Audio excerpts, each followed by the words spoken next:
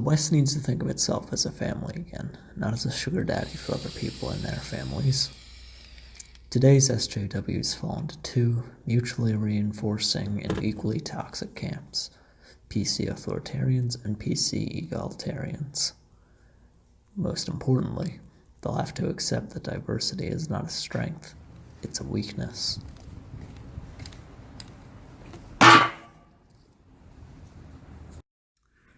These quotes all originate from Barbarians: How the Baby Boomers, Immigration, and Islam Screwed My Generation by Lauren Southern, a far-right activist who passes her time by making sure refugee ships don't make it to Europe.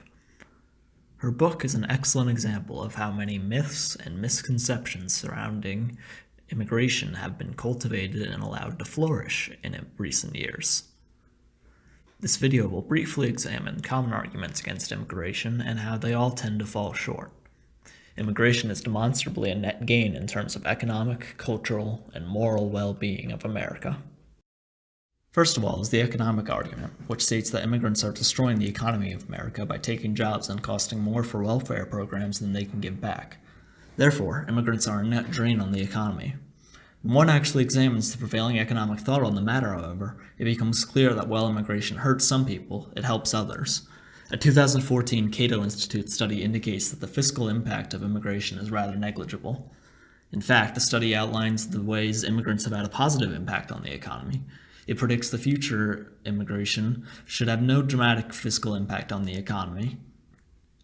A 2016 article by George J. Borjas further explains how both the left and the right are leaving out details on immigration in order to suit their narratives. As the supply of low-skilled workers increases, wages go down. The yearly earnings of high school dropouts have decreased by roughly $800 to $1,500 as a result of immigration influx. This does not make immigration a zero-sum game, however. The article explains that wealth is redistributed to the employer as a result of immigration. The total economic pie grows, in other words. We'll need mass government programs to redistribute this wealth so that low-skilled workers are compensated for their losses.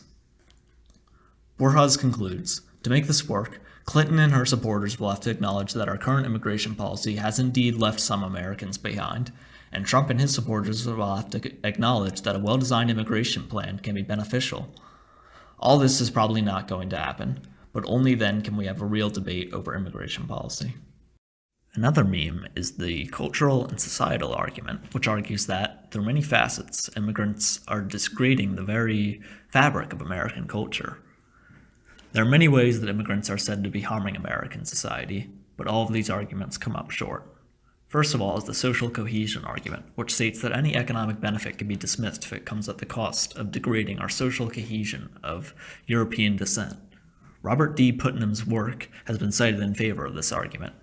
He claims, however, that his work has been taken out of context to make arguments that he or his research would not agree with. He said, "I think immigration is a big success story in America. I absolutely do. You won't find me not saying that immigration is an important success story in America." In a brief filed to the Supreme Court for Fisher versus University of Texas, Putnam claimed, "Though challenges of diversity were presented in the short term, there are many long-term benefits that diversity can provide for a society." The brief states, "Quite to the contrary, Dr. Putnam's extensive research and experience confirm that substantial benefits of diversity, including racial and ethnic diversity, to our society." In his essay, Dr. Putnam concludes that, while increased diversity may present challenges in the short to medium term, greater diversity can lead to significant benefits to society in the medium to long term. These benefits are manifest in higher education, as Dr. Putnam's more than 40 years of experience as a professor of Harvard University and University of Michigan demonstrates. Last is the brain drain argument, arguing that we are actually decreasing the quality of foreign countries by taking away all their most educated citizens, hurting the world in the long run. However, this argument misses the key point that immigrants have no real opportunity in these foreign countries. In fact, a 2012 comparative study by International Migration, the Migration and Development Pendulum, a critical view on research and policy, concludes that there are positive effects when a high-skilled laborer immigrates. It states, "Another argument suggests that Even when the migrants don't return home, the knowledge they require often does.